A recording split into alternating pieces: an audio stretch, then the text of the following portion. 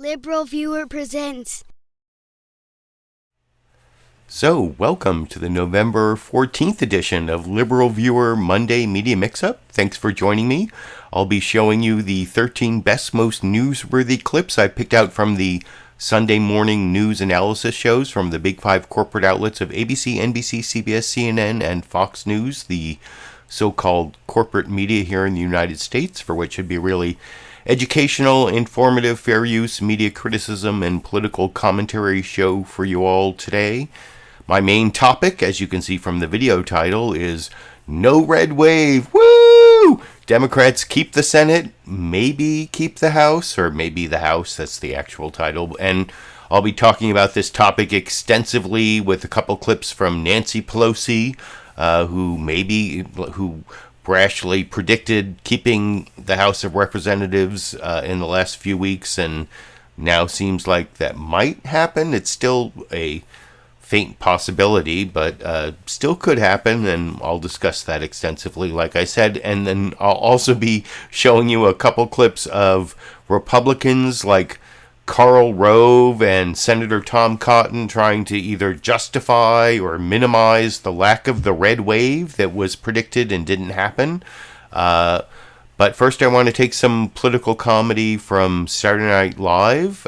This is about how even Fox News now has turned on Donald Trump because a lot of people are saying he and his the candidates that he endorsed and the candidates that, endorsed his election denialism, claiming that, we only accept the results of elections that we win, and if we lose, we claim it's fraud with no evidence. That's the Trump way, whatever, and that's infected the Republican Party. One of the reasons that there was no red wave, well, that has actually caused Rupert Murdoch's media empire, including Fox News, to somewhat turn on Donald Trump, not completely, but at least in the week after the big midterm loss they did. And on Saturday Night Live last Saturday, Weekend Update made a couple jokes about that I will talk about with you a little more after we watch that first clip together over here. Rupert Murdoch this week officially turned on Donald Trump. First, the New York Post ran a cover calling Ron DeSantis Ron DeFuture, even though Ron DeFuture sounds more like a drag queen from outer space. Then on Thursday, the Post showed Donald Trump as an egg sitting on a wall with the headline Trumpty Dumpty, which had to be the easiest Photoshop job in history. And now Trump is threatening to reveal unflattering information about Ron DeSantis. For example, did you know Ron DeSantis is in charge of a state where some maniac was hiding stolen nuclear secrets? Whatever, actually, those jokes weren't that funny, but they did report on an important shift in the Republican media sphere. I don't know if it's permanent, though. I think maybe that Rupert Murdoch, if Trump becomes the Republican nominee, Fox News will be there to support him all the way. But they have kind of made this shift to DeSantis, and you'll see that reported in one of the news summaries. I'm going to show you 5 news summaries from longest to shortest, as usual.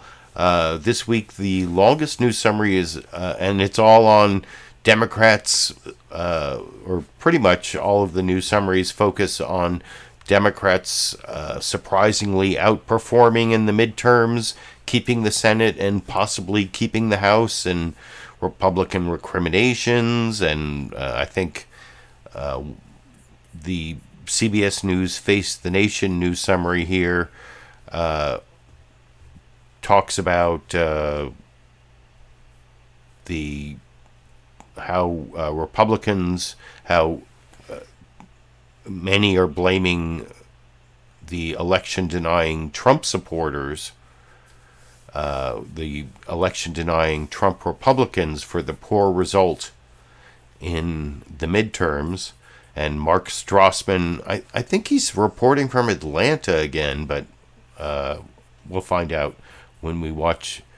Oh, thank you, Tom Trask, for that Super Chat contribution. Is Trump supposed to have made some announcement today, or was that supposed to be tomorrow? Yeah, no, that you'll see.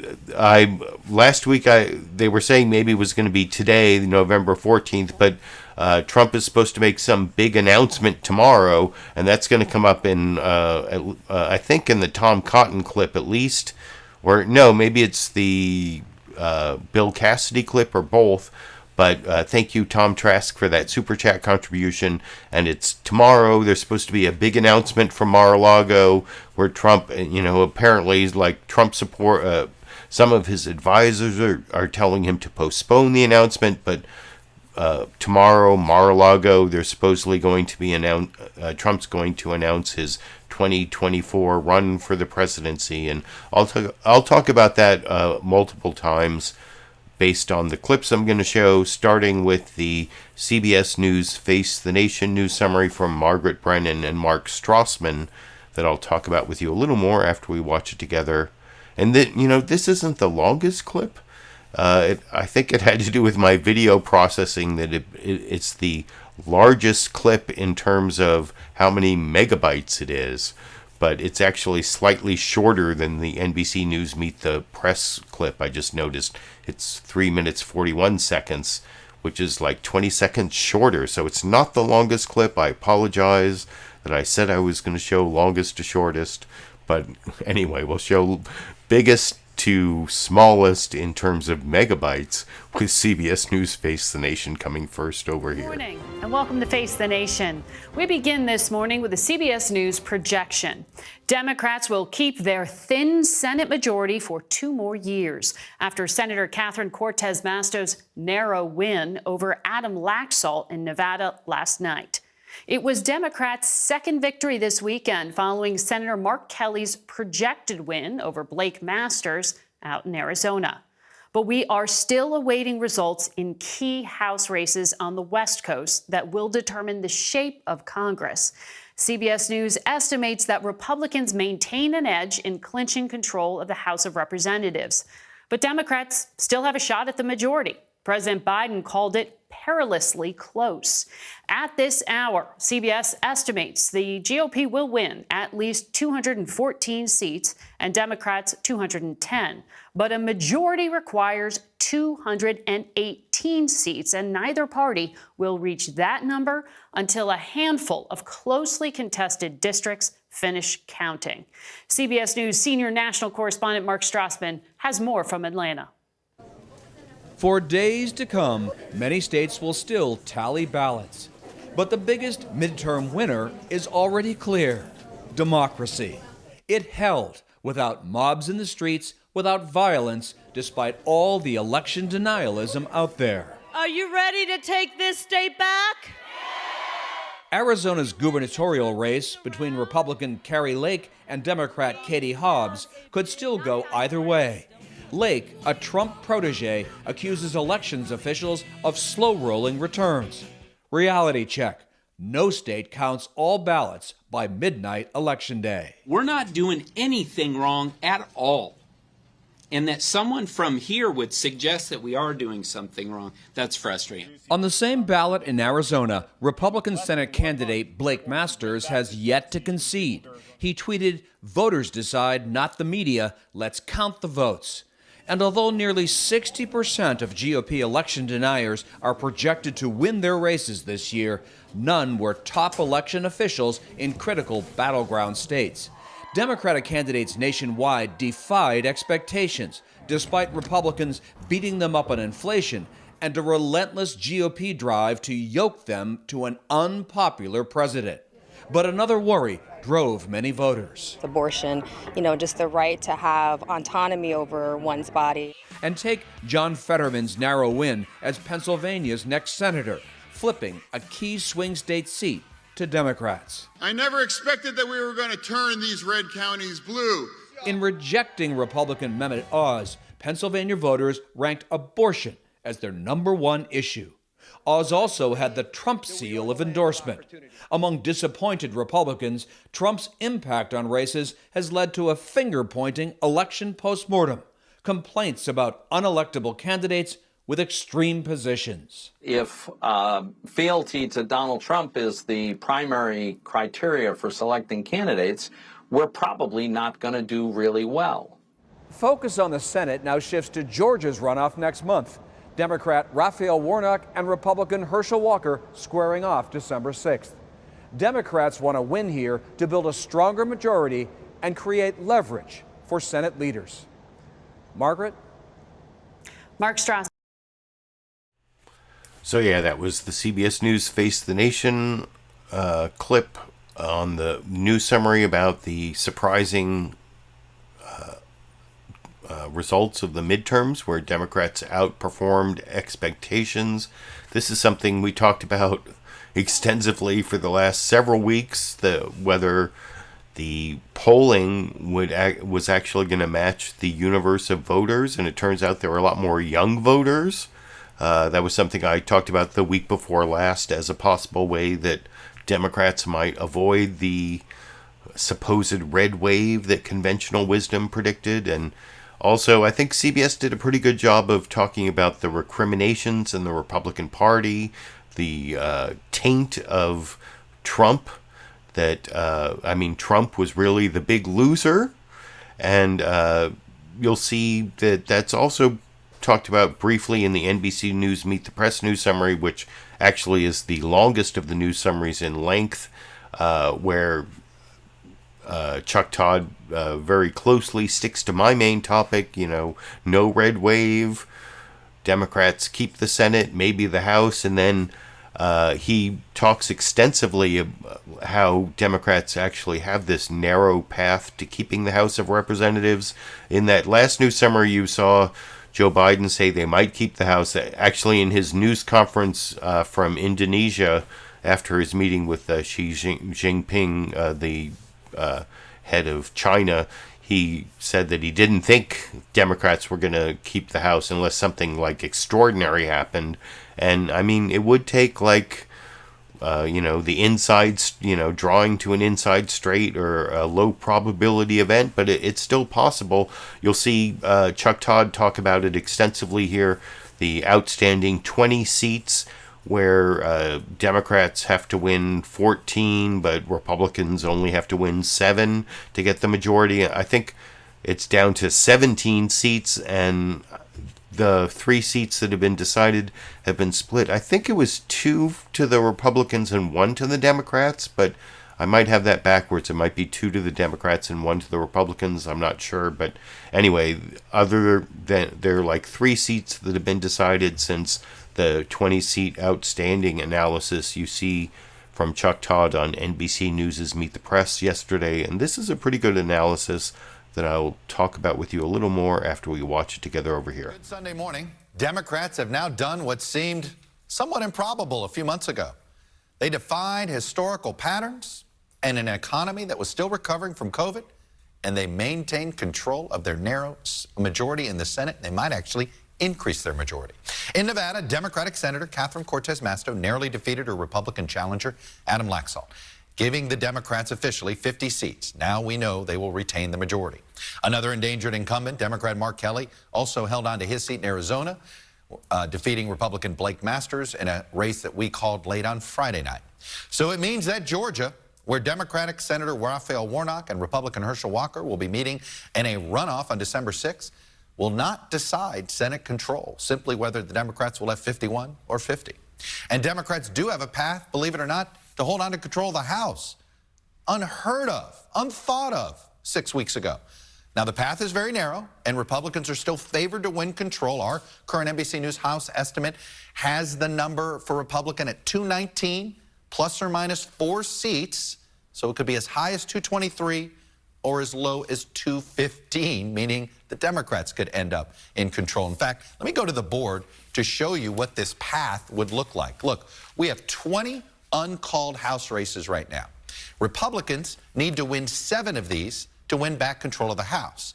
Democrats need to win 14. Democrats right now lead in 10 of the 20.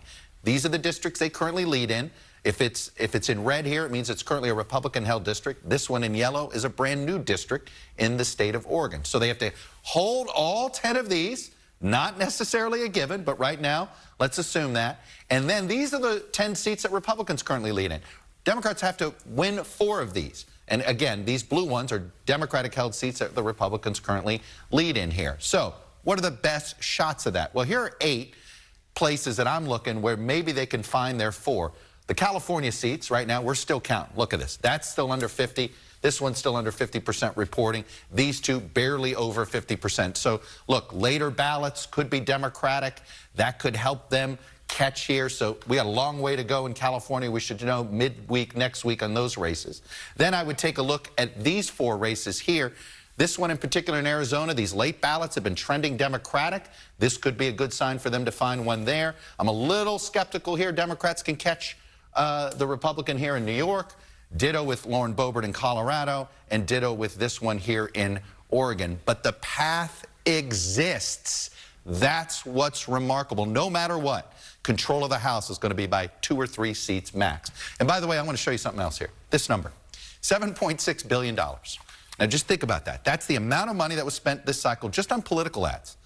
We've had this roller coaster of a cycle. Billions of dollars thrown at every candidate left and right. All for just a small handful of seats to change hands. Not a single Senate incumbent, barring what happens in the runoff, so far has lost. And just 1 governor has lost, Nevada's Steve Sisolak. Just think about how few incumbents have lost in this political environment. Now look, the recriminations are beginning for the Republicans, beginning, of course, with the leader of their party, Donald Trump, ahead of his planned 2024 announcement at Mar-a-Lago on Tuesday. The Rupert Murdoch outlets are on the attack on Trump. Wall Street Journal editorial board declared Trump the party's biggest loser. The New York Post has been boosting Florida Governor Ron DeSantis, anointing him the future and proclaiming Trumpty Dumpty. But it's not just Trump that's under the microscope now among Republicans. In the House, you have members of the Freedom Caucus already threatening to withhold support for Kevin McCarthy if he puts his name in for Speaker. And in the Senate, a growing group of Senate Republicans are calling for a delay in leadership elections. First real challenge we've seen in quite some time, potentially, to Mitch McConnell. So what's going on with the Republican Party right now? Joining me is from Baton Rouge is Republican Senator Bill Cassidy of Louisiana. And I will have a clip of Senator Bill Cassidy of Louisiana, and it's actually kind of a pathetic clip. By the way, if you look down in the video description, I've not only, first I put the media mentioned, where I put a list of the summaries of all 13 of the clips I'm using. So if you want to look down there and see, and then you can like go back and forth, especially if you're a recorded show viewer, you can like go back and forth and look for the clips that most interest you based on the short summaries of the 13 clips I put in the video description. And then I've also put down in the video description the source of all my videos, including that Saturday Night Live weekend update that I took the clips about Fox News turning on Donald Trump, and you'll actually see that in this next clip. This is the Fox News Sunday news summary comes next. Oh, and by the way, you did see in the NBC News Meet the Press news summary, kudos to NBC News Chuck Todd or his producers or whoever is responsible for that news summary we just saw that included the news that Rupert Murdoch's media empire is kind of turning on Trump. You saw the Trumpty Dumpty New York Post thing, and now we're going to watch Fox News Sunday's news summary where one of the things I've noticed where I was kind of surprised as someone who watches Fox News way too much, and I watched many hours of Fox News every day in the weeks heading up to the midterms, and I heard them like crowing about how there was going to be this red wave, this red tsunami, this red hurricane, and it was almost worth spending those weeks watching all that premature boasting on Fox News to be able to watch the days after the election when there was no red wave and seeing they admitted they were wrong, and they sort of engaged in introspection, but it was more about how we got to move from Trump to Ron DeSantis. And they spent a lot of time concentrating on, well, there was no red wave, but there was a red wave in Florida.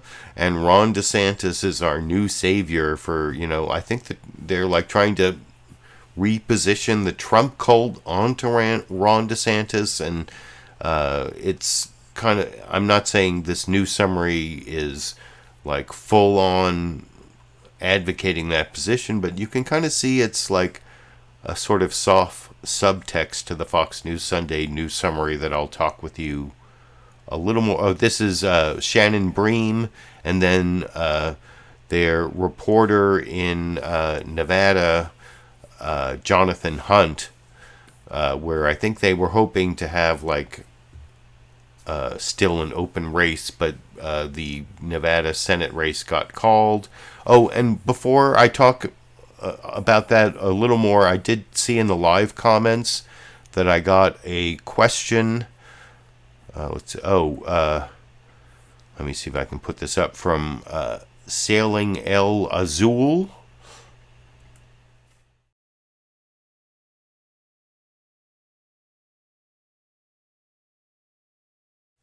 And this is kind of important. You know, the Nevada race going to the Democrats means that the Democrats have 50 votes, but the Georgia Senate race is going to a runoff on December 6th.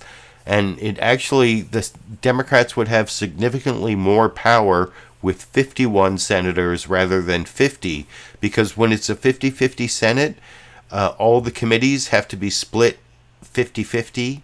That means that in order to like issue subpoenas in the Senate, the Democrats have to get buy-in from a Republican, and that's because of the 50-50 Senate situation.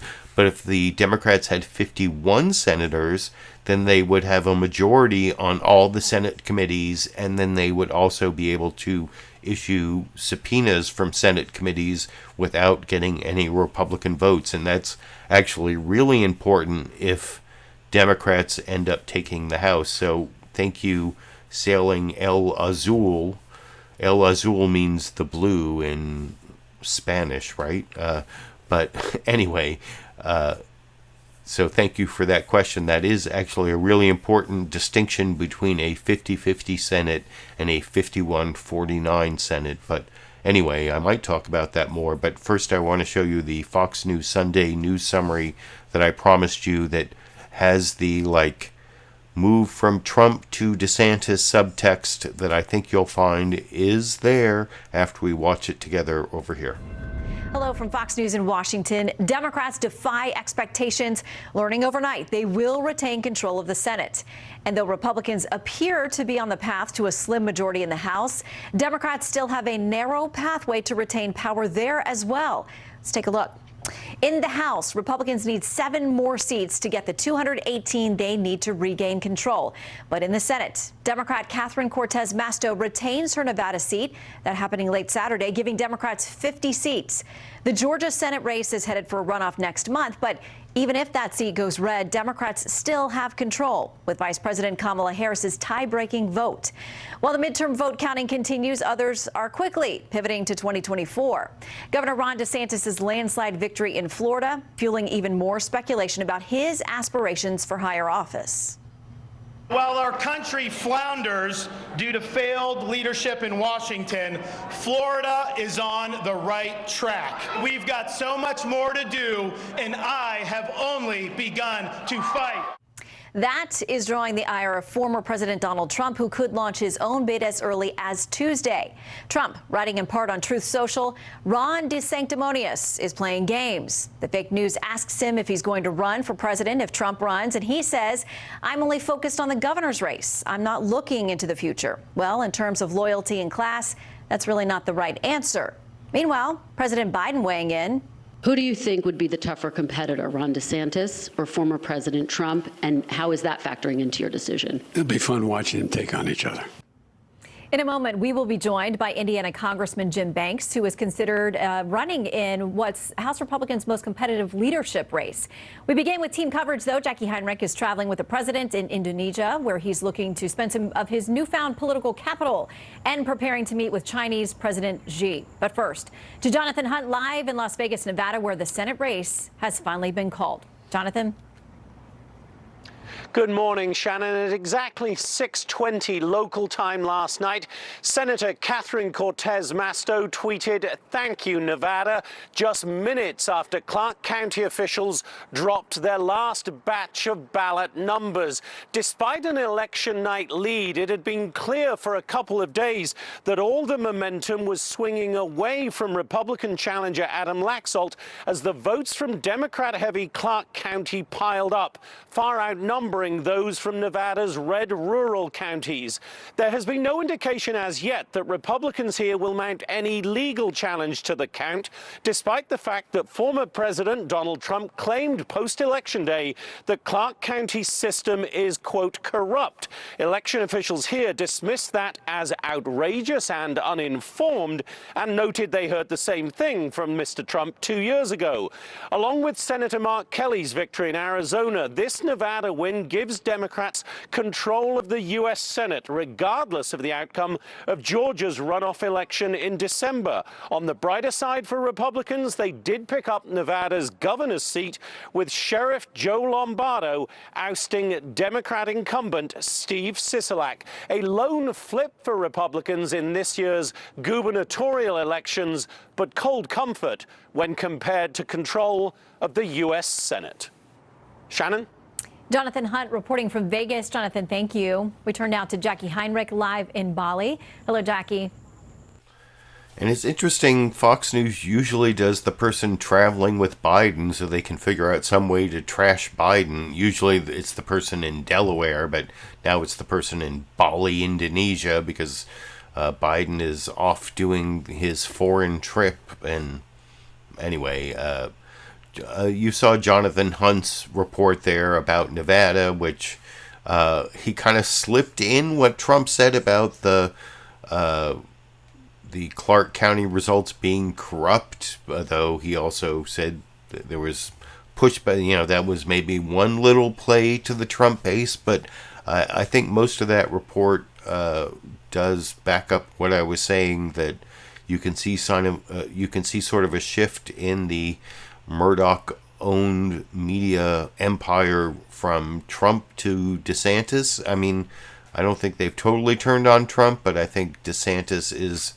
They're trying to put the focus on DeSantis, like the non-damaged, like Trumpist Republican who could more easily beat Biden than Trump could, or I don't know. You can let me know what you think in the comment section. But I have... two more news summaries to show you before.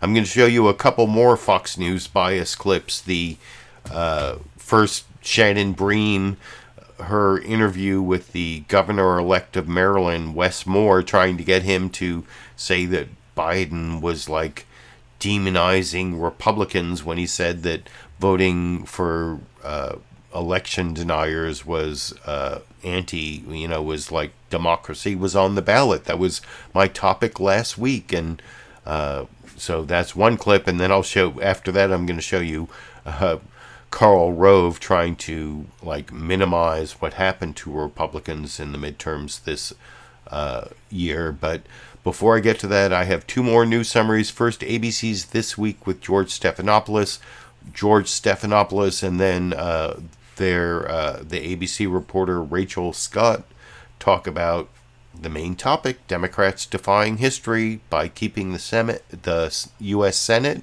and Republicans are reeling with at best a narrow House majority. And I will talk about that clip a little more after we watch it together over here. Good morning and welcome to This Week.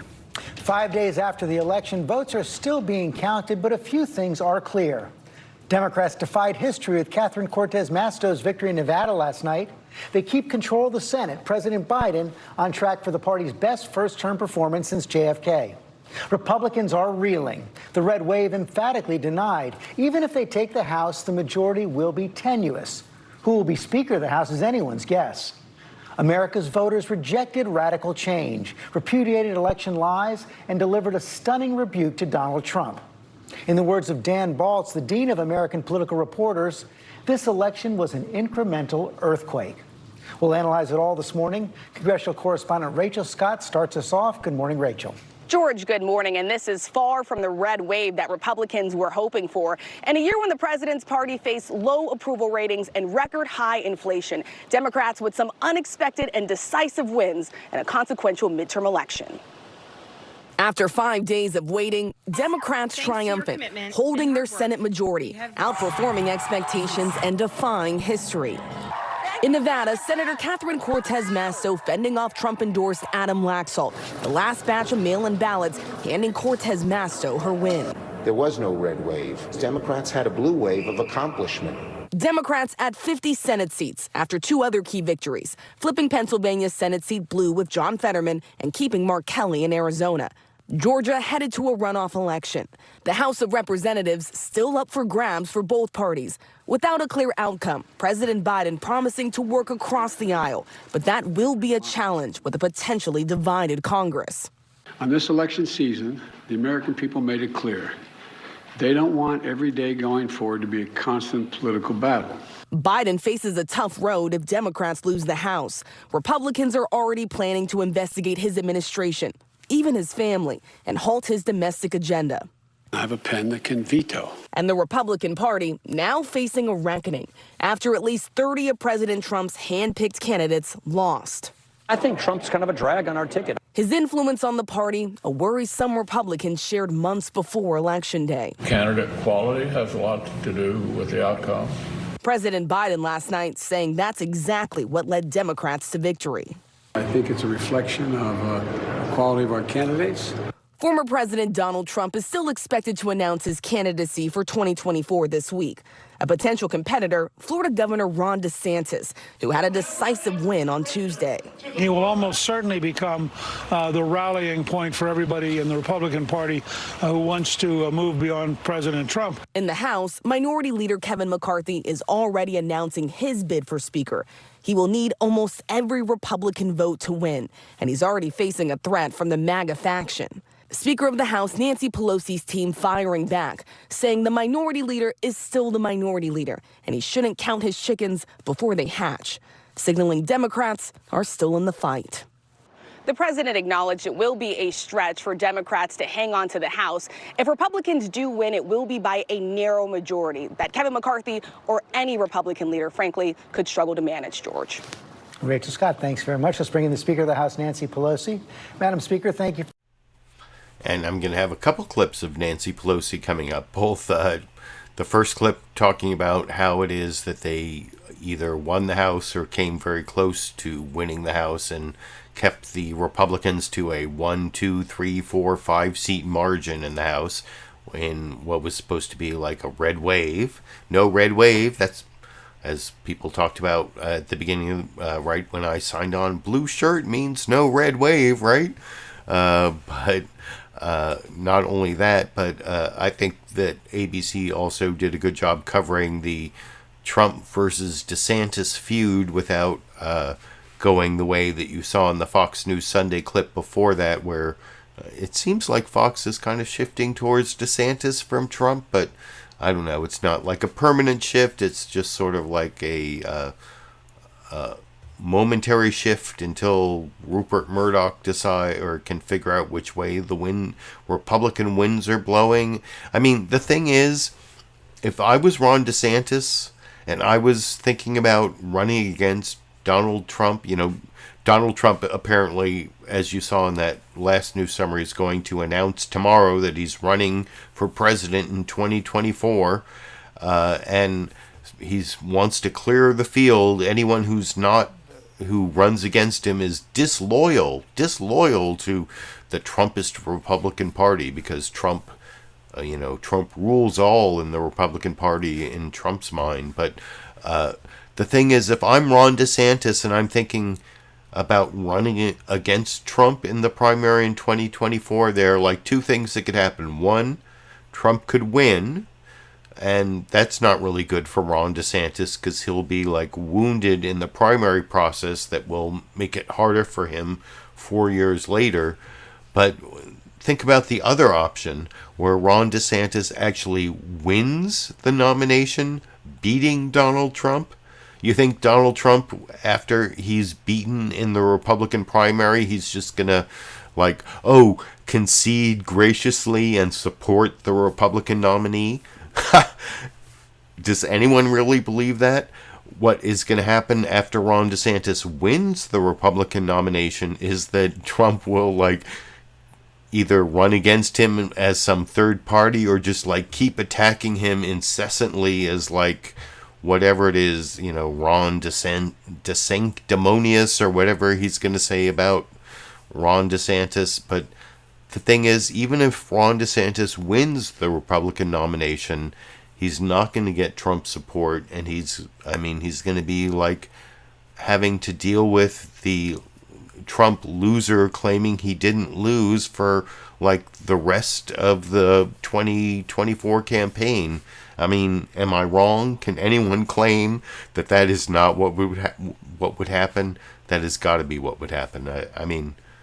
Anyway, if you think it through. But anyway, I have one more news summary to show you before I get to the newsmaker clips, and it's the shortest of the news summaries. CNN State of the Union, Dana Bash, covering basically the same news you saw in the previous four, just shorter, and I'll talk about that a little more after we watch it together over here. Hello, I'm Dana Bash in Washington, where the State of our Union is still counting the votes. We are closing out an extraordinary week in American politics with plenty still to be decided. Late last night, Democrats learned that they will keep control of the U.S. Senate after Catherine Cortez Masto held off her Republican challenger in Nevada, and Democrats have the potential to win one more seat with the Georgia runoff in that state next month. In the House, control is still up for grabs with 20 races yet to be called. Republicans must win 7 seats to take control, while Democrats need 14. The Democrats have a chance to keep the House at all is sending shockwaves through the GOP, which had expected so much more winning. Their disappointing results fueling a fight over who gets to lead their party in the House, the Senate, and into 2024. As we wait for the votes to be counted, I'll speak with House Speaker Nancy Pelosi and get her take on what it's going to take for control of the House when it is so close right now. But we begin with huge victories for Democrats in key governors' races as the party rebuilds its swing state blue wall. Michigan, Pennsylvania, and Wisconsin, all states that went for Trump in 2016, now breaking blue. Let's talk to 2 of those Democratic governors who beat their opponents with sweeping double-digit margins about how they did it and what it means. And I don't have clips of either of those Democratic governors, Gretchen Whitmer in Michigan and Josh Shapiro in Pennsylvania. Down in the video description, you can click on, under sources, the link to CNN State of the Union if you want to watch those interviews. I actually have a couple CNN State of the Union clips coming up, one from Nancy Pelosi and the other one from Mondaire Jones, right? Talking about how Andrew Cuomo and the New York Democrats may actually be responsible for the Democrats not being able to keep the House of Representatives. But and that's clip number 9 if you're looking down in the video description to the short summaries of all my clips. But before that, I have clips 7 and 8, both Fox News clips that show you an example of Fox News bias, because of course, unlike the other 4 corporate outlets, Fox News actually isn't a center of journalism that might be somewhat infected by the bias of corporatism, like in ABC, NBC, CBS, and CNN, the other 4 of the big 5 corporate outlets. But Fox News is actually the propaganda arm of the Republican Party, which is what Roger Ailes created it to be, which you would know if you read this book over here, The Loudest Voice in the Room by Gabriel Sherman. He gives you the whole history of Fox News, or if you look at the early years of my YouTube channel, where I made over 200 Fox News bias videos, I also showed how Fox News is not really a journalistic news channel. It's more a Republican propaganda outlet. And in this first clip I want to show you, it's Shannon Bream, the partisan hack who now is the host of Fox News Sunday, doing an interview with the governor-elect of Maryland, Wes Moore, who is apparently a rising star in the Republican Party. And I've watched this clip multiple times. I mentioned how, you know, when I show you a clip, I've watched it like once when I watch the show, and then once when I capture the clip, and then a third time when I watch it with you. So I've watched this clip a couple times already, and I can't decide whether Shannon Bream or Governor-elect of Maryland, Wes Moore, is the winner of this clip, because you'll see Shannon Bream is like asking questions. It's this bogus question based on a false premise, like Biden is demonizing Republicans with the whole like democracy is on the ballot thing that I talked about extensively in my Monday media mix-up last week.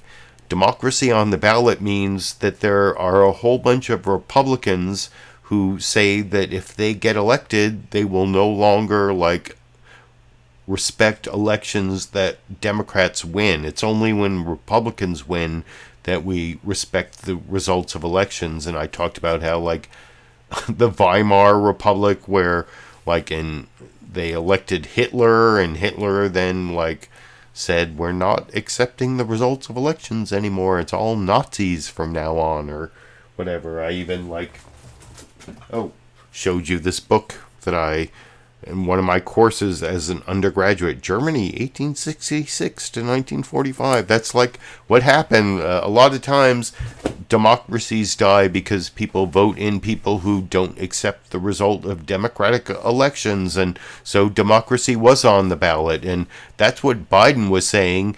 And Biden wasn't saying, unless you vote for the Democrats, you're evil and, you know, we're demonizing. No, he was saying if you vote for people who don't believe in democracy, then you're voting to dismantle our democracy. That's the whole point. And so that was, Shannon Bream was trying to like pretend that's not what was really the Democrats' message.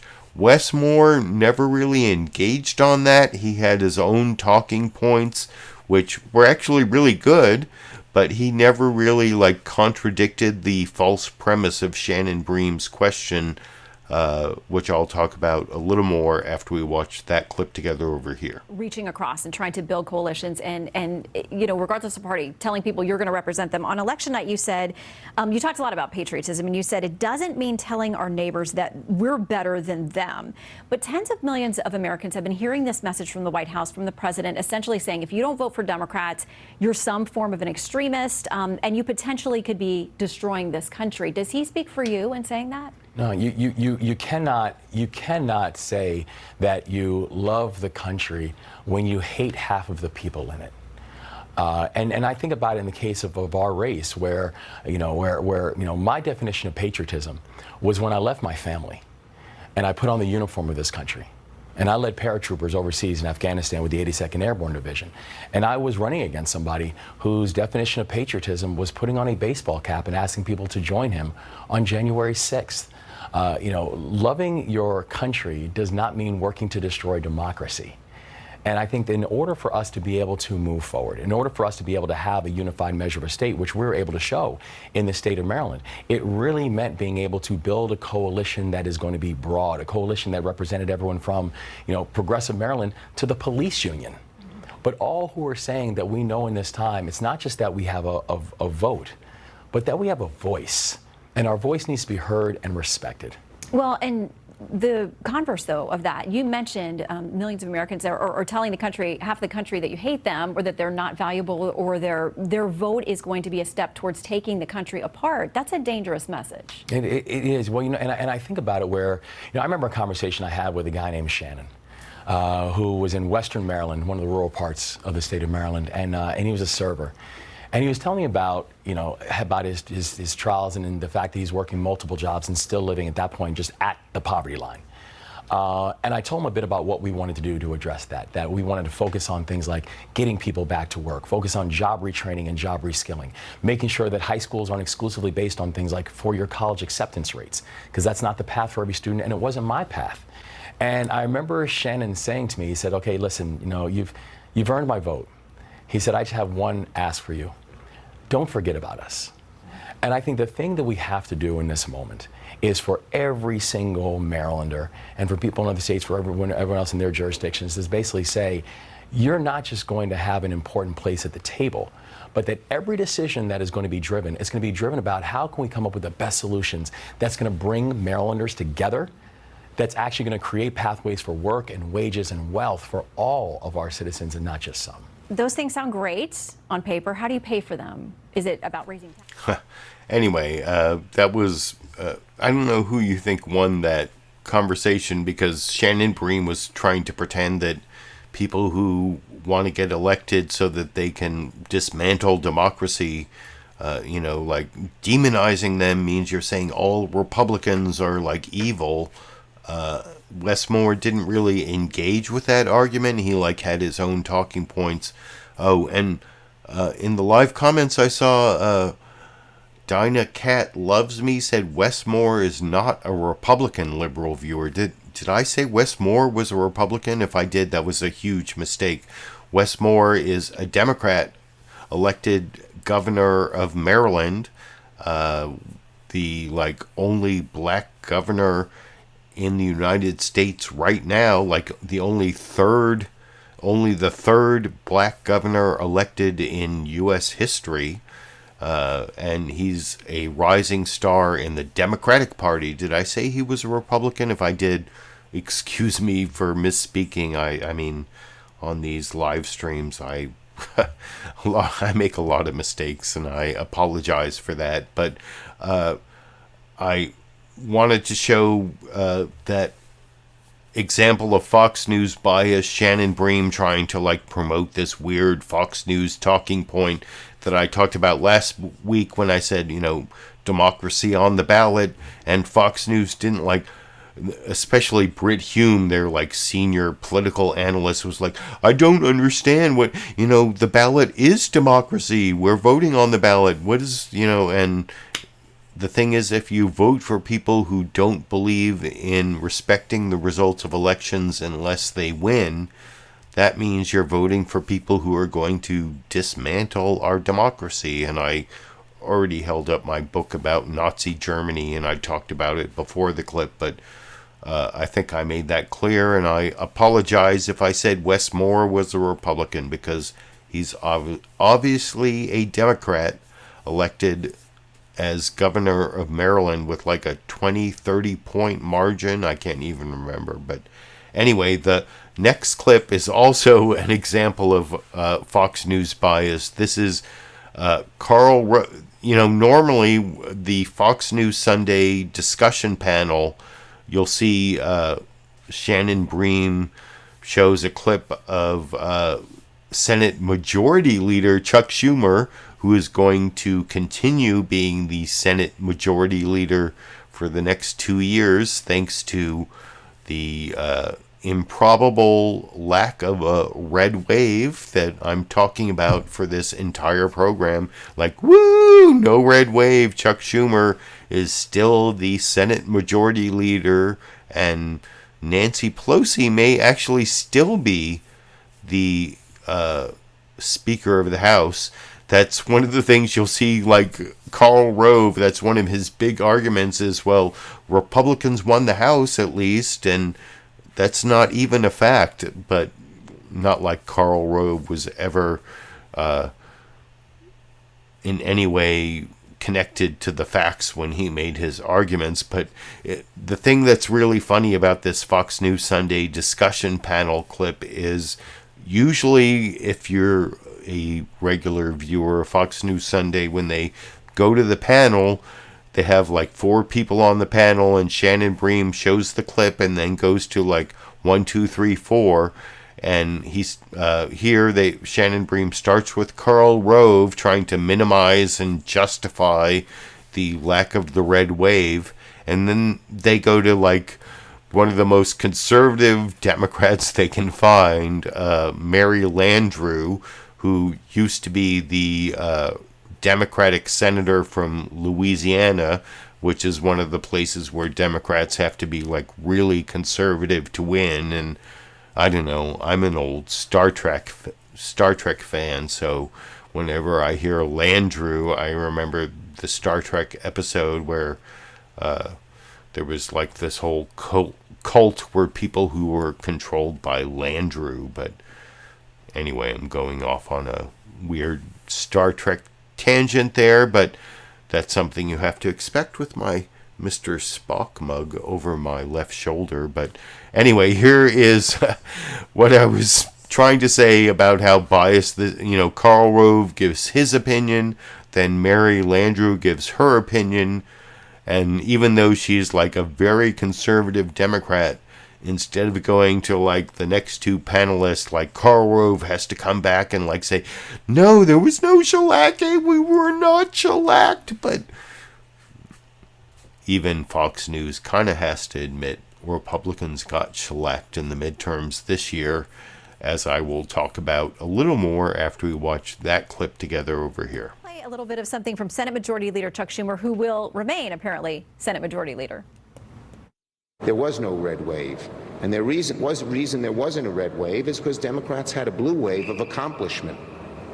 Karl, he echoes what the White House is saying, what the president is saying, that voters knew what their choices were and they liked what they saw from Democrats, so there was no traditional shellacking. I think it's a little bit more complicated than that. I mean, if that were true, that they liked what they saw, then the Democrats would have picked up seats in the House rather than losing the House. So I think it's a far more complicated picture. The Republicans had a bad night, but so did the Democrats.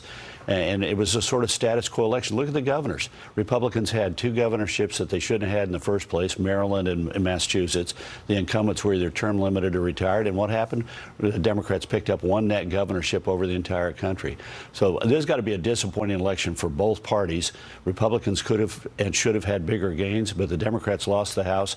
And President Biden's legislative agenda, he said the other night, I'm not going to change anything. Well, he better change something, because he ain't going to be getting the American Rescue Plan and Inflation Reduction Act number 2.0 through a Republican House. Well, and Mary, we talked about that with Congressman Banks. I mean, what can you do as a Republican on the House side trying to pass something, work with the Senate? But the president has said he's got a veto pen and that he doesn't plan to make any changes. Well, first of all, let me say Karl Rove is good, but he's even not that good to make last night look like it was good. It was good for, it was good for Republicans. It was a shellacking for Republicans and for the Trump wing of the Republican Party. Voters voted for democracy. Now, we'll agree with Karl on this. The voters, I think, want pragmatic politics. I don't think they're maybe getting that from either side as well as they could, for sure. But the Republicans took it on the chin, because I think democracy won. People do not like election deniers. They don't like people undermining our democracy.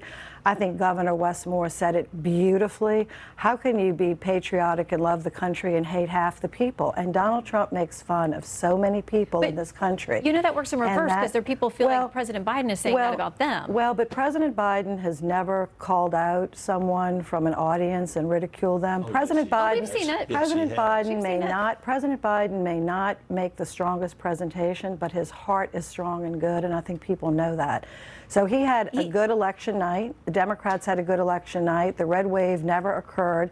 And it's because President Biden has delivered on so many of his promises. It's surprising that Mary thinks that the defeat of Nancy Pelosi as Speaker is a good thing for her party. Well, I think it is a good thing for the country. But the idea that Joe Biden has been the unifier that he promised to be in 2020 is laughable. In fact, we saw it the other night. There was no conciliatory note. There was no I intend to work together with Republicans and Democrats. It was, no, I'm not changing a thing. So if the Democrats want to live in la-la land, go ahead and live in la-la land. But we have a tough set of problems that require both parties to do some work together. Let's get Mo in here. I think the best thing Democrats had going. And actually, Mo, the Democrat there in the Fox News panel there, his comment, I should have kept going till when he said that I think the best thing Democrats had going for them in the 2022 midterms is they were running against Republicans. And that is definitely true. And by the way, I put a link in the live comments to my Star Trek Landru connection in case you think it was the return of the Archons or something about the Archons. What was the name of the episode there?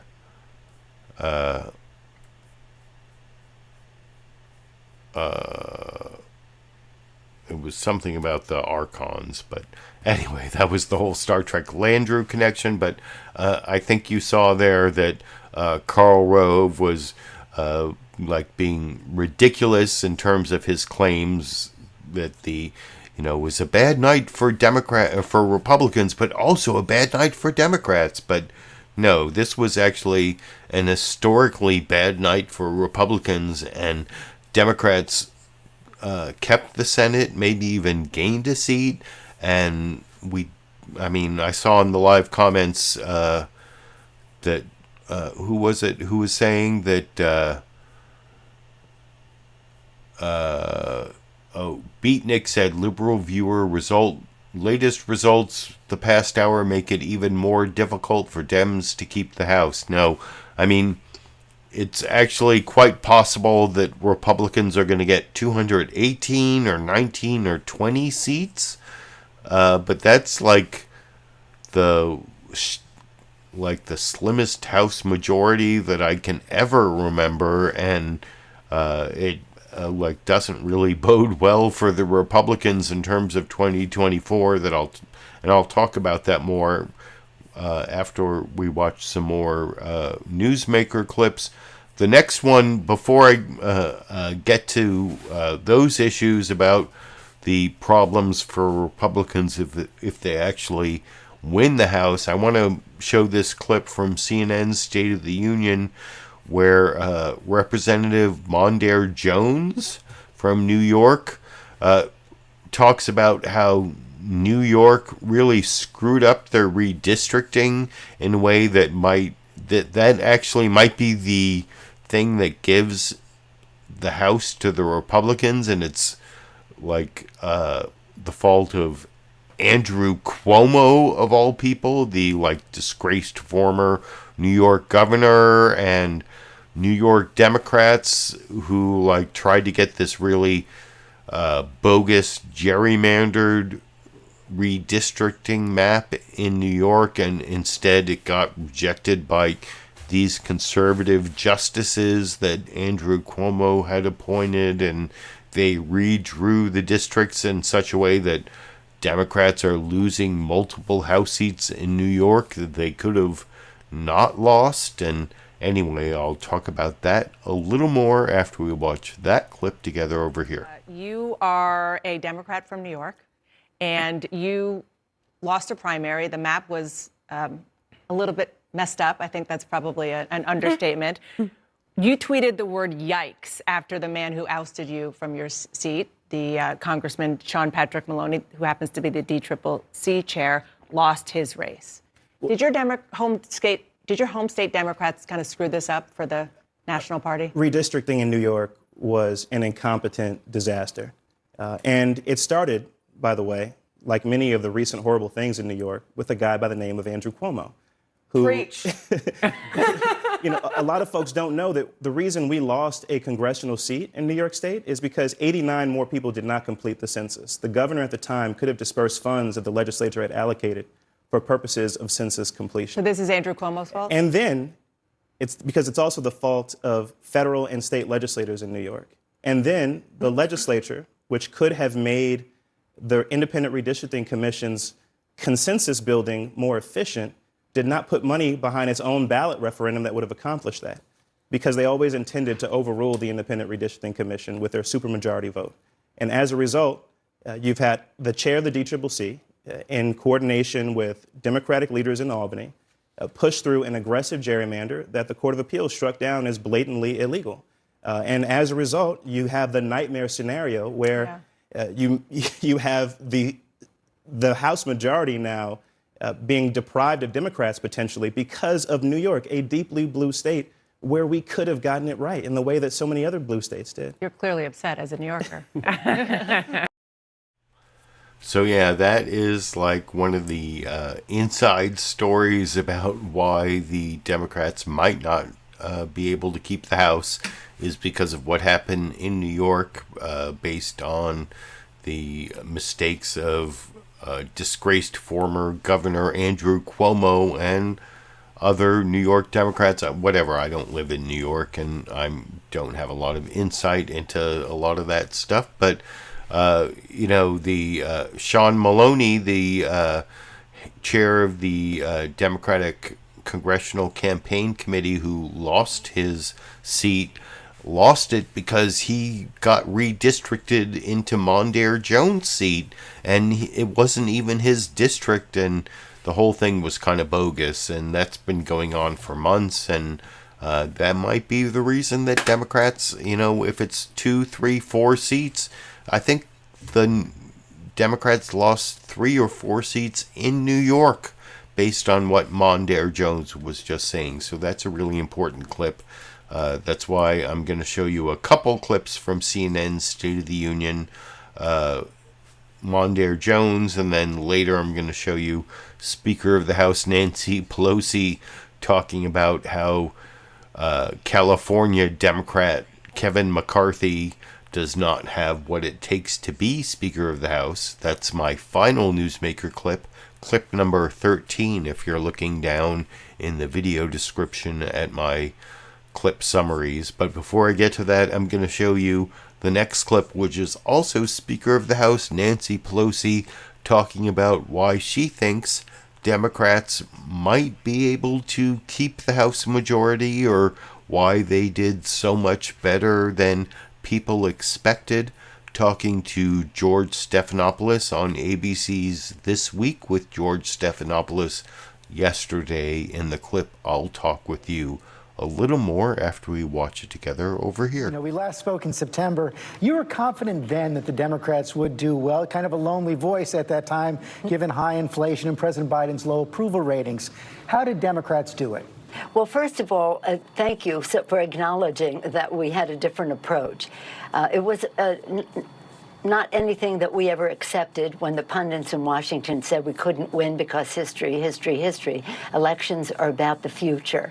I'm very proud of our candidates, both our incumbents as well as our red to blue candidates. They never accepted the punditry that they couldn't win. They had courage, they had purpose, and they understood their district. They also rejected calls from Washington about, your message should change. No, our message was clear.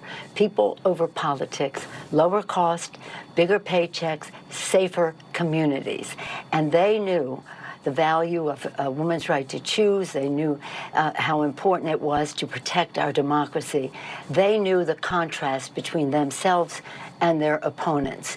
And that is what made them win. It wasn't about Washington said you should change your message. Washington says you can't win. I hope that's a lesson, because really it depresses the vote sometimes when people say it's all over 18 months before the election. We never accepted that. Now, the road to keeping the Democratic majority is still quite narrow. Democrats have to run the table on the toss-up race still out there to keep control of the House. Do you see a realistic path to victory? Well, let me just say that it's a quite different path than everyone predicted. And I give tribute, of course, to our candidates. I also give credit to our grassroots. There are VIPs, our volunteers in politics. Millions of doors knocked. So they crossed a threshold. They leapfrogged over all the predictions and the rest. Whatever the outcome, we're on the path to taking our country to a better place than was being dragged down by the other side. So we'll see. I'm disappointed what happened in New York. That 4 votes could make the difference at the end of the day, but we haven't given up, and we haven't given up because of the quality of our candidates, the purpose of our why this is important. And President Biden did a great job presenting about our democracy being on the ballot. President Obama making sure people understood it was important for them to vote, even though there were those who were saying it's all over 18 months ago. So it took a great deal to get to where we are, and we'll just see. I said before, and you've heard me say when I walk in the park, it's like the Olympics. In a half a second, you can be gold, silver, bronze, or honored to be an Olympian. They would be all very close races. They continue to be. But again, we're very proud of the outcome, and we're very proud because it was a victory for the people, not the punditry, but for the people, as well as the success in Nevada is a personal joy for so many because of Harry Reid, but politically so important for the country. The president, we have the White House, we have the Senate, and we're going to have a big, strong vote in the House, a very different outcome than some would have predicted. And if Democrats keep the majority, will you? And the next question there is whether Nancy Pelosi will continue to lead the Democrats in the House. That was actually the question asked on ABC and CNN, but I'm not going to show the answer to that because she didn't really answer the question, so it's not that important. But if you want to see her non-answer, go to the sources in the video description and you can watch the entire Nancy Pelosi interview on ABC or also on CNN. I'm going to show you the final clip. Clip number 13 is Nancy Pelosi kind of bagging on Kevin McCarthy and saying he's not qualified to be Speaker of the House, even if they get the most votes. But before I get to that, I want to show you a couple Republicans talking about the results. First, Tom Cotton trying to answer a question from Margaret Brennan on CBS News's Face the Nation about why Republicans got such disappointing results in the midterms and whether Donald Trump is to blame. And I'll talk about that clip a little more after we watch it together over here. Let me get to the story of the moment. Democrats faced historic headwinds. 8 out of 10 Americans said they felt it was out of control. Republicans had issues like economy and crime really break in their favor. President Biden has a low approval rating. How did Republicans end up with this complete disappointment? Well, Margaret, I wouldn't say it was a complete disappointment. On the one hand, we had strong Republican leaders running on positive records of accomplishments who won very big victories. If you look at governors like Ron DeSantis in Florida, Brian Kemp in Georgia, Mike DeWine in Ohio, Kim Reynolds in Iowa, Greg Abbott in Texas. We had senators with the same victories like Marco Rubio in Florida and Tim Scott in South Carolina, Ron Johnson in Wisconsin. But on the other hand, obviously, we hoped that we would have won more seats. I think the lessons in our victories can be applied to some places where we came up a little bit short. We need to focus on serious substantive accomplishments and issues like crime, like our wide open border, like addressing runaway inflation. Even in places where we came up a little bit short, like Lee Zeldin's race for governor in New York, he performed very well compared to Republicans in recent elections, and he probably helped save the House of Representatives by bringing 4 new Republican congressmen-elect across the finish line in New York. So I think we have lessons in the places we had victories that we can apply to places where we were disappointed. Sure, but you lost the ball game in the Senate.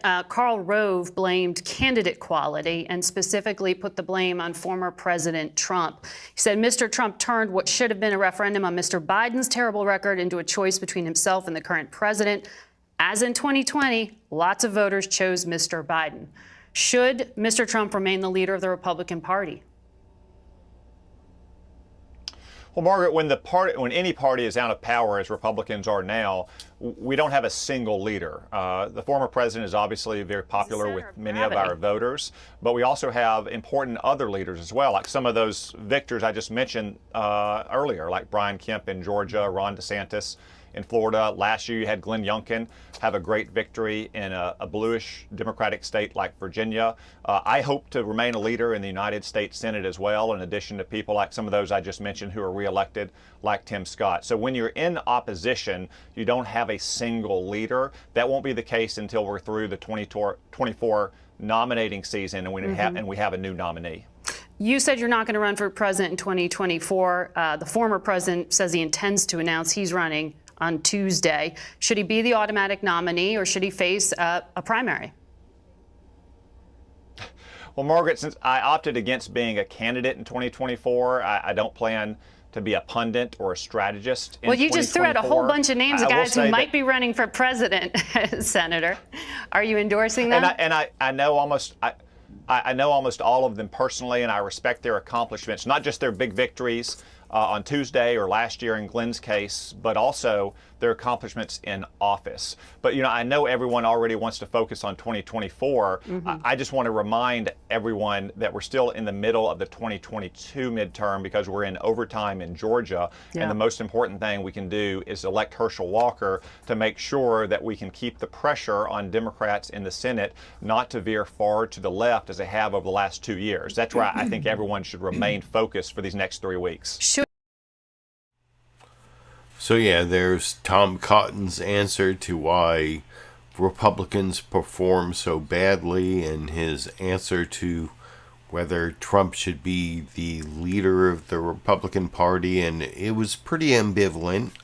You can let me know what you think in the comment section, but the final Republican clip I want to show you before I get to the final newsmaker clip of Nancy Pelosi totally bagging on Kevin McCarthy as a future Speaker of the House. And I have a lot of skepticism, even if Republicans take the House, as to whether Kevin McCarthy is going to be Speaker of the House, which I'll talk about in the clip after next. But this clip, this is NBC News Meet the Press. Senator Bill Cassidy from Louisiana, and remember, and Chuck Todd actually pointed this out during the interview, Bill Cassidy voted to impeach Donald Trump. But if you listen to his answer to this question, even though he voted to impeach or convict, Donald Trump was already impeached by the House of Representatives. Senator Bill Cassidy voted to convict, that's what I should have said, convict Donald Trump so that he could no longer run for office. But even when he's asked by Chuck Todd, pretty well in terms of cross-examination, Bill Cassidy, who voted to convict Donald Trump and remove him from office or prohibit him from running for office in the future, he won't say he won't actually support Donald Trump in 2024 if he's the Republican nominee, which kind of shows how screwed up the Republican Party is, which I'll talk about with you a little more after we watched that clip together over here.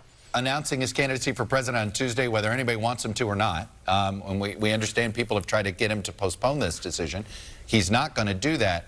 Are you at all concerned that his just mere presence is just going to make it that much harder for Republicans to recover? You know, we have to be a party about the future. And so if we're talking about the future of the American voter, she'll make her choice. And if we have results that show these are our ideas. Now, if the left frustrates our efforts, well, that will be part of what we will discuss. But we just have to make that case. I think you see, for example, a governor like Governor DeVine in Ohio, who's governed extremely well, given an example of putting forward policies that make the people in Ohio's lives better. And he had an incredible victory. And we can go around the country and see that. So if we have a track record, if we have the ideas, then we will appeal to that voter talking about the future. Look, I understand that, and I know where you're trying to head here, but Donald Trump doesn't want to head in the direction you want to head. How do you stop that direction? What do you do? Do you rally around? Is it time to rally around Ron DeSantis now? By offering an alternative. Again, the Republican Party should be the party of ideas and principles. I think I have attempted to live my political life that way. Principles, ideas that will work to make the American people's lives better. Who is our next nominee will sort itself out. But we have to appeal to those within our party and without our party if we are going to win. And they're going to respond to a positive message which says this is how our ideas will make your life better. Now, we should welcome that debate. I do. I try and live my life with principles and ideas. And if we do that, then we will win. Can you imagine having to support Donald Trump again if he's the nominee of your party? Our party should be about the future. I think our next candidate will be looking to the future, not to the past. And I think our next candidate will win. And so I anticipate supporting a candidate who's looking to the future. And if that candidate's Donald Trump, do you plan on supporting that candidate? You're giving me a theoretical, which actually I don't think will come to transpire. Because we have to be looking to the future. And so you can give me a theoretical after a theoretical. Okay. I will say we should be a party of ideas and principles. I welcome that. I've tried to live my life that way. And I think our next candidate will similarly embody that perspective. All right. Senator Bill Cassidy, Republican from Louisiana. Thanks for coming on and sharing your perspective with us. Appreciate it. You're giving me a theoretical after theoretical? That's what Bill Cassidy, senator from Louisiana, who voted to convict Trump after he was impeached, the January 6th impeachment. Bill Cassidy actually voted to convict him, but he won't tell Chuck Todd on NBC News' Meet the Press that he won't support Trump for president in 2024 because it's a theoretical based on a theoretical. It's not really that theoretical. It's something that could very well happen, and I think all Republicans should be saying no Trump, no election deniers, no people who are not based in reality. The Republican Party, whatever policies they support that I, as a liberal viewer, do not support, at least they should support reality in some form. I mean, even with the Fox News bias playlist that I created over many years, it was like spin on the facts, not like, oh, I'm going to say whatever I want and that's going to be the facts. That's, I can't even believe how far the Republican Party and the right wing has fallen. I mean, it's fascism. Are they going to be fascist?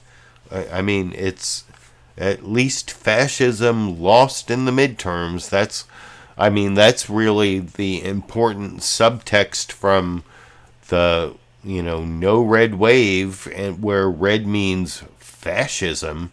Fascism didn't win in 2022, and now we have to work for the next couple years to make sure fascism doesn't win in 2024. These are like the three most important elections in American history, at least in this 20,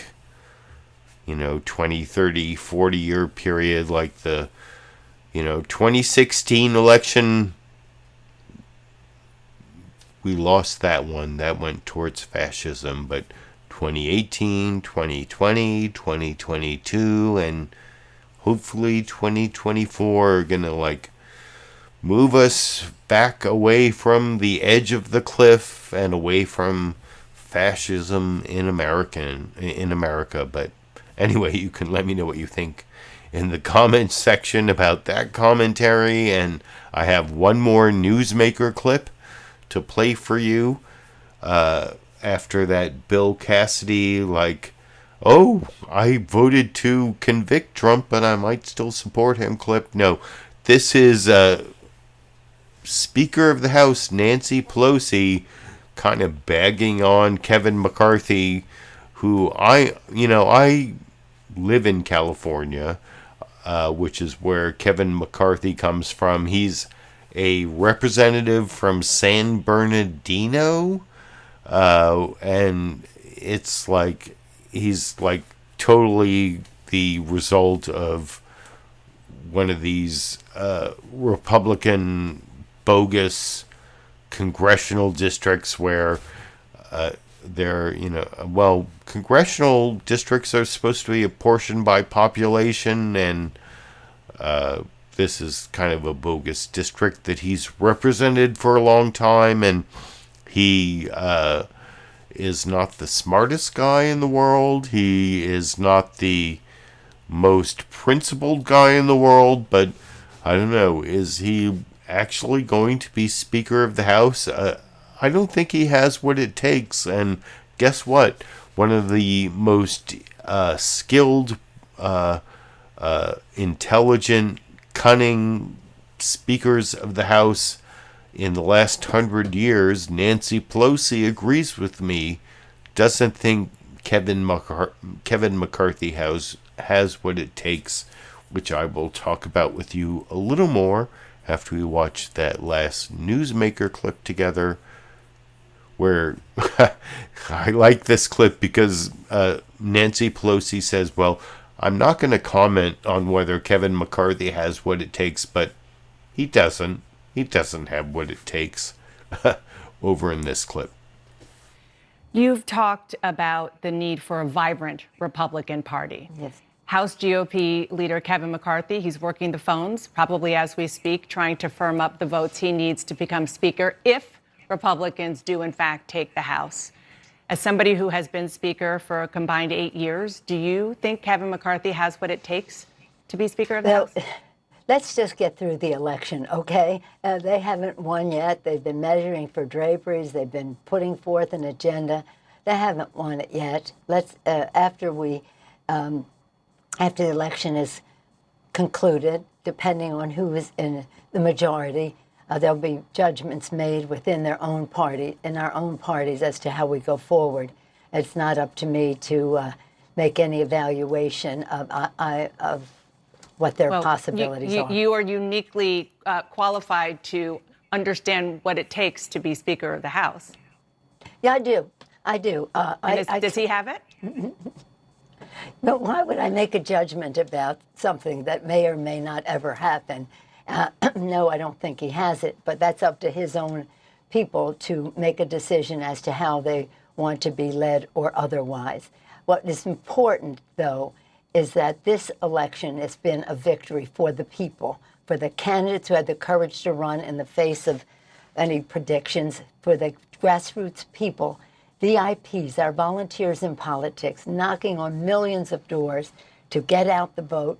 Don't ever underestimate. Now, see, I'm a former party chair, so I'm own the ground. You have to own the ground. Mm-hmm. And owning the ground took us to the place that we are now, much closer to victory than anyone would have predicted. And of course, our president, President Biden, and President Obama being out there to make people aware of the importance of this election and that the prospects were that we could win, to offset some of the punditry that were wedded to the past when we know elections are about the future.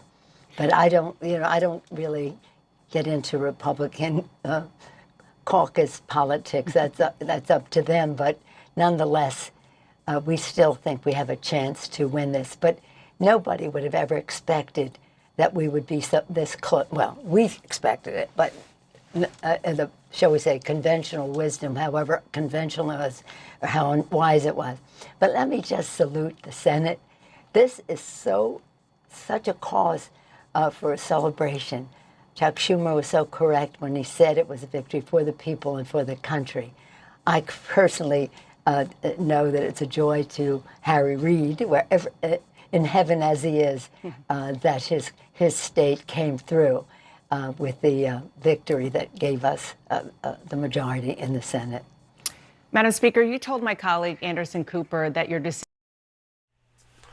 So, yeah, that was my last newsmaker clip, and based on the live viewer comments, did I mix up San Bernardino and Bakersfield, the base of power of Kevin McCarthy, but I don't know if I may have mixed up San Bernardino and Bakersfield, and I apologize for that, but there are like a whole bunch of big empty spaces in California. I mean, I grew up in LA, I live in the Sacramento area, I know the Bay Area, but I mean, Bakersfield, San Bernardino, Castaic, and that's like all the like big empty spaces where I get speeding tickets when I was driving between the places where I actually lived in California. So I apologize for that. But anyway, I am really happy about the lack of the big red wave. I think